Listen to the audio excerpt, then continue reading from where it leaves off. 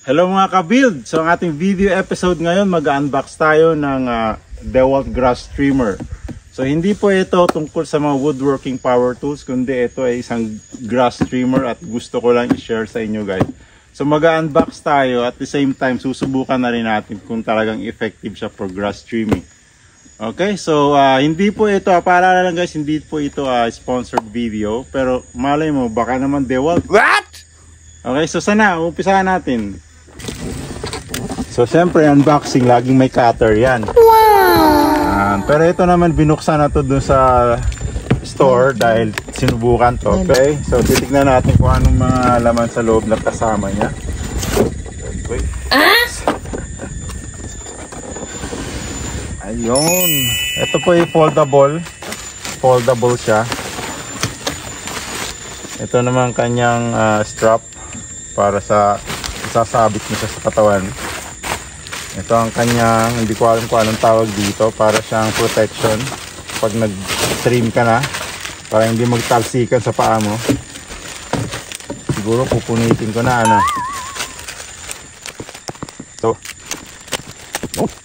guys, in-expect ko ito ay bakal pero made of plastic lang siya guys. Ayan.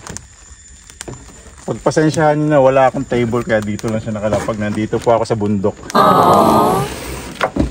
Ito naman ang kanyang parang handle. So, pupunitin ko na rin itong plastic.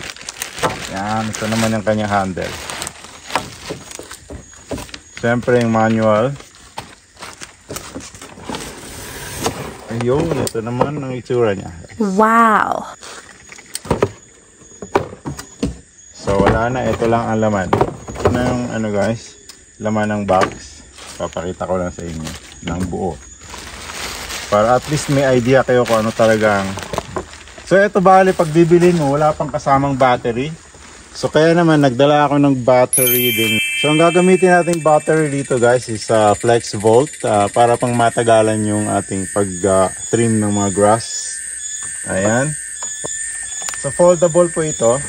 Ayan. So hindi pa ako talagang kabisado kung paano to yan, pero susubukan natin guys. So ito meron siyang lock. Pagkatapos mo siyang ituwid. Ayan. Ayan guys. Nakikita ba?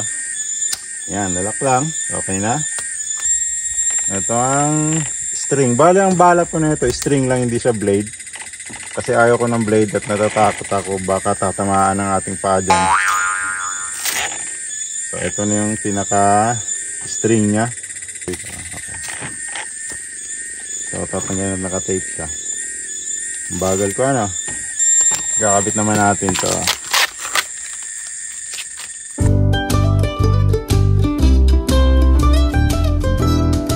Ito guys, kakabit naman natin to. Itong nakabit ko na yung protection niya. Ito naman sunod natin kakabit.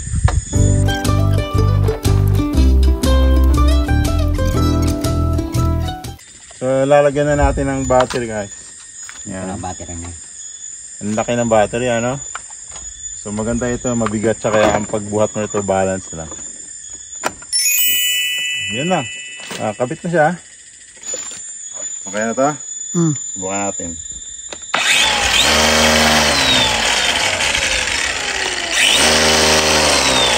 Alright. So guys, ito pala ang kanyang handle. Nakalock to. Pero meron siya pindutan dito. Ayan. Para ma-press mo ito. Okay? So meron din siyang option dito. Low, high. Kung gusto mong mas malakas, lagay mo na sa high. Gusto mong low lang, ito naman. So syempre pag low, mahina siyang kumain ng battery. Pag high naman gagamitin, syempre malakas siya kumain ng battery, mabilis din maubos ang ating battery. Alright, so sa ngayon gagamitin natin yung low muna para as trial. Okay, so yung strap natin naka-connect siya dito sa ating body para at least hindi ka mahirapan mag bit-bit na ito. Kasi medyo mabigat yung harap niya Okay, so ngayon susubukan natin mag-trim dito. Ayan, meron kaunting damuhan. Subukan natin i-trim kung kaya ba niyang i-trim. Alright? So ito na, umpisahan natin.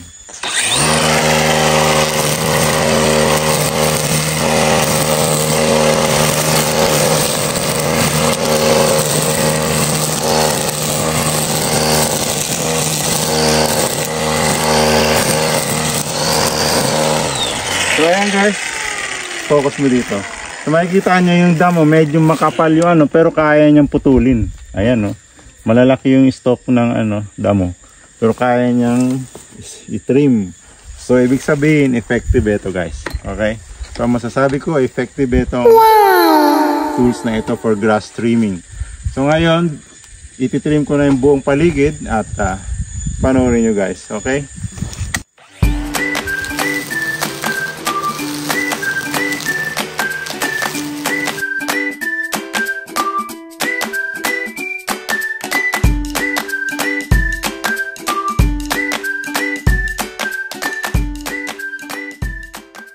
So ayan guys, yan, naubos na yung damo, kakatrim ko. Ayan, malawak yan, hanggang doon pa sa unahan. Yan, natrim ko na rin hanggang dito sa paikot. Ayan, hanggang doon, natrim ko na lahat. So napaka-effective ng ating grass trimmer ng DeWalt. Ayan, string lang kanyang bala. So ayan guys, so more than an hour na akong nag-trim. At ang na-trim ko dito like more than 1,000 square meter na ano. At guys, hindi pa naubos ang ating battery. So sa nakikita nyo, meron pa siyang 2 bar. So siguro more than an hour pa. Kaya pa itong mag-trim. Kasi yung ginamit natin dito, naka-low lang siya. Hindi siya naka-high, naka-low. So ang masasabi ko dito sa grass trimmer ng DeWalt is napaka-effective niya. Kasi kahit makapal na damo, malalaking damo na, kayang-kaya niyang putulin. So ayun, ano pa bang masasabi ko kundi job well done. Wow! Hindi lang yun guys, nag-enjoy din ako habang nagtitrim ako. Okay? So, ayun. At isa lang reminder ko kasi first time kong gumamit na ito, kailangan natin mag-goggles pag gumamit tayo nito kasi napapansin ko may mga tumatalsik. At for safety, so kailangan natin mag-goggles. Masasabi ko, i-rate ko to, I will rate these tools 10. So yan, awesome job DeWalt. At shout out kay Amang Pivio sa Paete, Laguna, ang aking tagabantay sa ating farmland. Alright, thank you guys for watching.